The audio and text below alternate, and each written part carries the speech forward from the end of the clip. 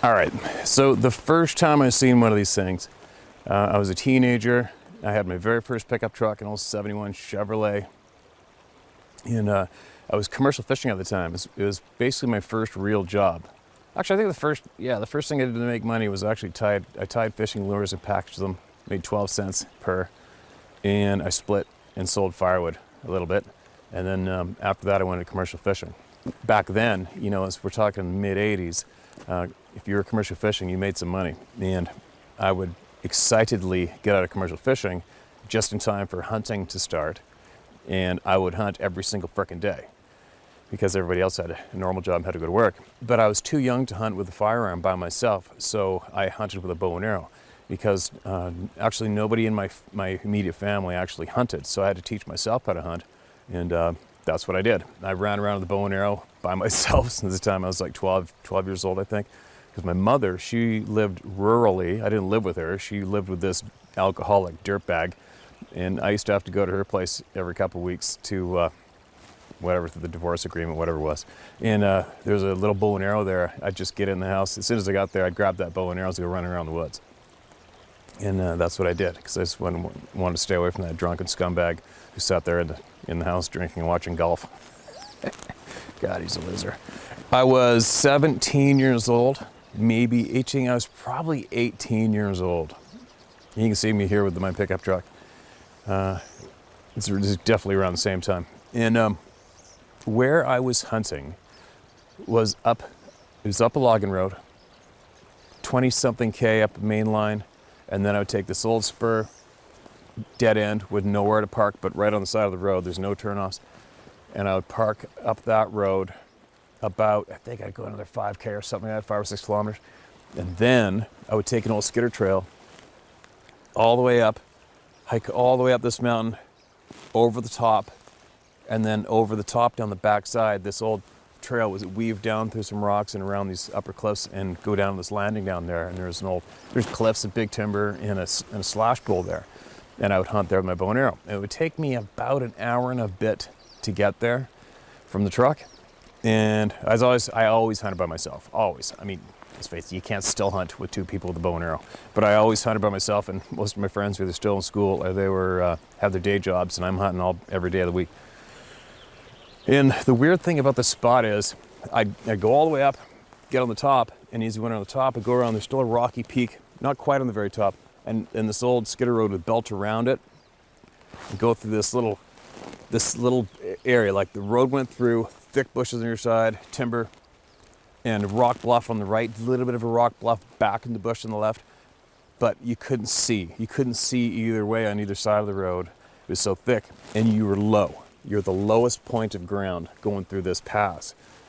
And more often than not, and I dread it. I used to dread going through that little cut because I just get the hair. I'm getting goosebumps right now.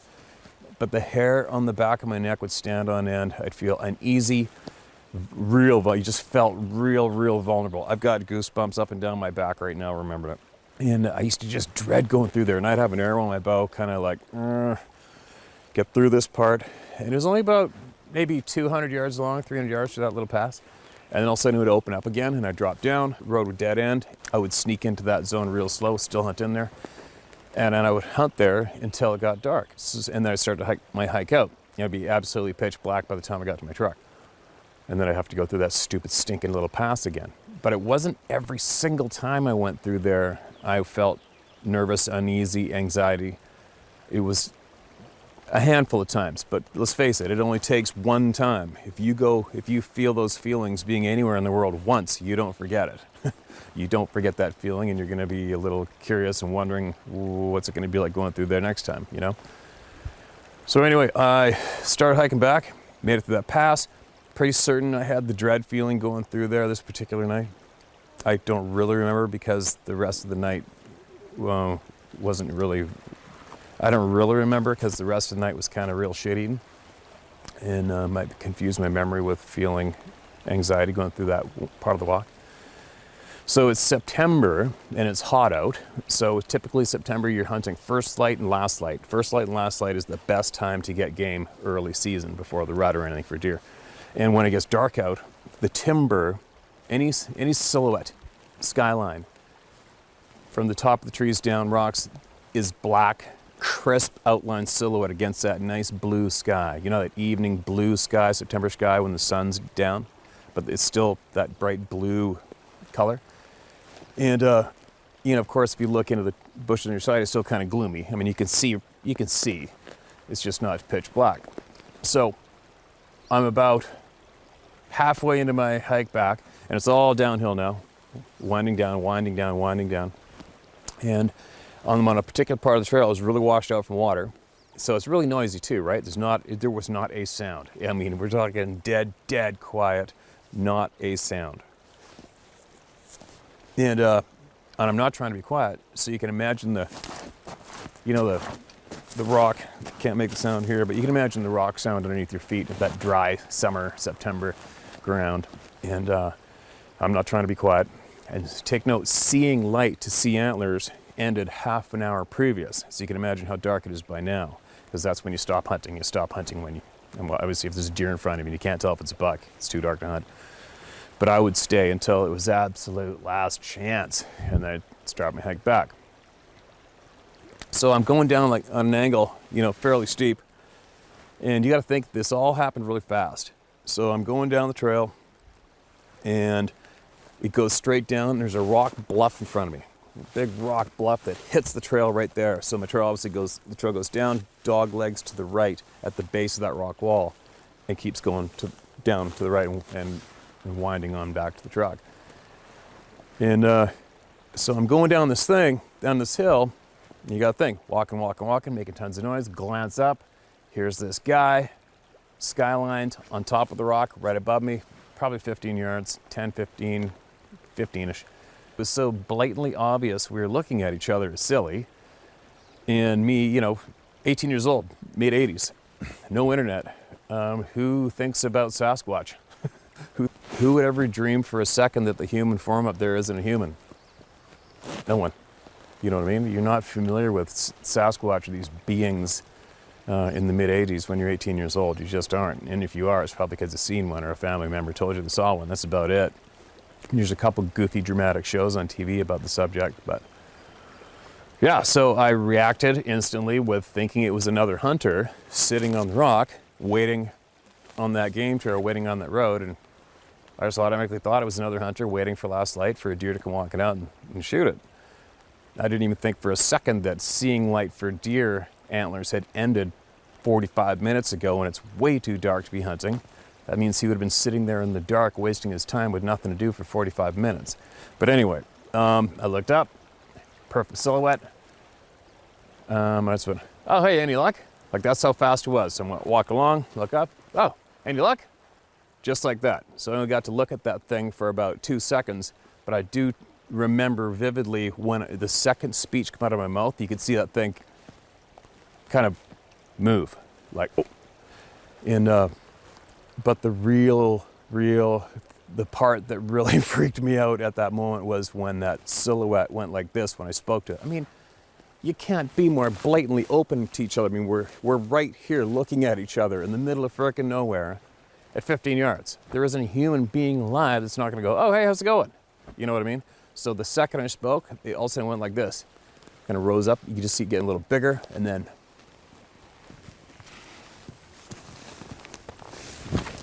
sinks out of sight behind the rock intentionally. I'm like, holy shit, what the fuck?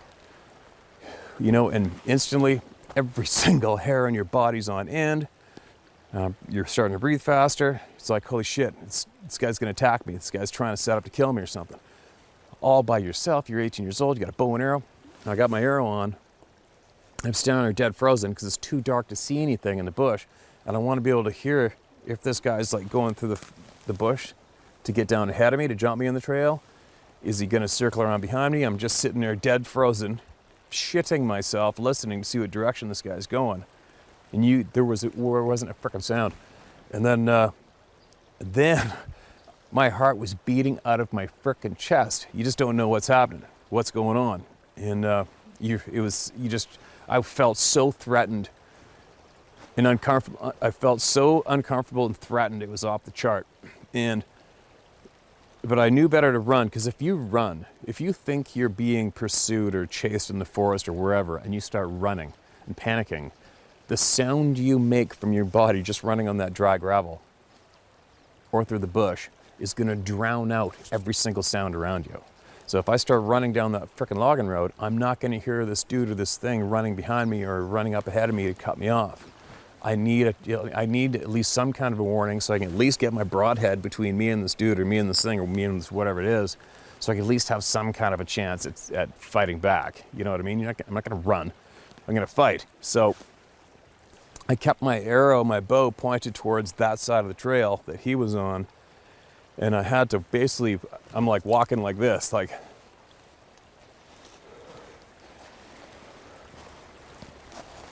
looking at the ground, just listening. I was more intent on listening because I'm not going to see anything. It's dark out. And I had to go at that pace all the way to get to the damn truck, because there's thick bush on either side of the road all the way to the truck. It wasn't wide open. And this thing could have been anywhere between me and the truck. It probably took me about an hour of that feeling and that walk to get back to my truck. So, you know, my story isn't that exciting compared to the other ones and compared to other episodes I've had of these things, but it was my very first one. And I went and sat in my truck. I finally got in the truck and I sat there, and I was freaking like I was on fire. You know, a common trait with all human beings is fright is actually anger. When you get scared, it's anger. And I was on fire at the truck. I wanted to find this dude or whoever it was and knock the shit out of him. You know, it's like, who do you think you are? Anyway. But anyway, I went out and looked in the road I was on. Not a track. Not a truck track, not a dirt bike track, not a bicycle track, no tracks. I'm like, huh? And then I drove back down to where my road hit the main line, and there's no tracks turning off to go up this old road that I was on, just mine. There wasn't even a track going up the main logging road since I'd driven on it. Nothing, nobody but me. And we're talking 30 kilometers in the center of Vancouver Island, you know? And then I started getting a little freaked out, because I had a book on those things I bought when I was in grade 5. It's just one of those things in school, elementary school, where you bring in your $3, $4, whatever it was, and you look on an old menu with a whole pile of different softcover books on it. You could order 3 in the class that ordered all the books, and I ordered the one with the monster on the front, and it was actually a book by John Green on Sasquatches. But that's about the only knowledge I had on those. When I was in elementary school, I read a book once. That's it. So then, once I realized whoever it was has been here either for a while or I was absolutely confused. So we went back there. I went back there the next day with a buddy of mine, and we snuck a rifle with us and snuck a rifle in there. And I got him to go up on that rock in the same position, same spot where I was. And I went down and looked up. And my buddy, what is he, 5'10", 185-pound dude. And if he was maybe 1/3 the size of the thing that was on that rock looking at me. Maybe 1/3 of the size. And then it was like, oh my God. You know, I mean, you can imagine what the thoughts that go through your mind once you make that realization. And then, so getting back to the encounter, what happened was, you know, obviously this thing had watched me a few times up on that rock above me when I was going through the top pass, where I felt vulnerable and the hair on your neck standing up. Obviously that was a good spot for them to sit there and watch me, whatever they're doing. And then on the way out, maybe they watched me go through that pass, and then he went burned down beeline, got up on the rock to watch me again. Whatever they're getting their kicks out of, right? And where he screwed up was when he realized I saw him. See, it was timber, skyline, timber, and then that rock, top of the rock, skyline, and that was only about 10 yards wide, and then it continued timber skyline again. So he screwed up with his backdrop. He didn't have the timber behind him to kill his outline, his silhouette, and that's where he screwed up. And that's when he realized he screwed up, is when I looked right at him. Hey, any luck? Oh, shit, he sees me, you know? And that's my story. So obviously a lot of people are gonna go, oh, you don't even know if that's Scott. You didn't even see its face. You didn't see how big it was. You know what, jam it up your ass. You weren't there. Doesn't matter what you think. I know what I saw. If it wasn't a bear, there isn't a wild animal alive that knows to hide behind a tree on you or hide behind a rock. None of them. Bears, cougars, wolves, grizzly bears, you name it. I've seen it. I've got it. Every single wild animal, when they see you, they look and they turn around and they run. There isn't an animal alive that'll go. You know, they don't think that way. They go by reaction. So anyway, that was my first encounter. I've got probably half a dozen since then that I can share with you later on. And that's probably why I told you about these other ones first, because they're a little more fun to tell those than my own. And it's not about me, right?